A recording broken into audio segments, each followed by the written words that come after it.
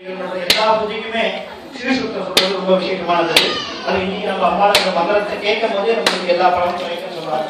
ஒரு வாட்டி ஸ்ரீசுக்தத்தை காதல கேட்டாலே ரொம்ப பலன் சொல்றது. அதனால இப்ப ஸ்ரீசுக்தம் சொல்ல போறோம். அம்மாவுடைய மந்திரம்.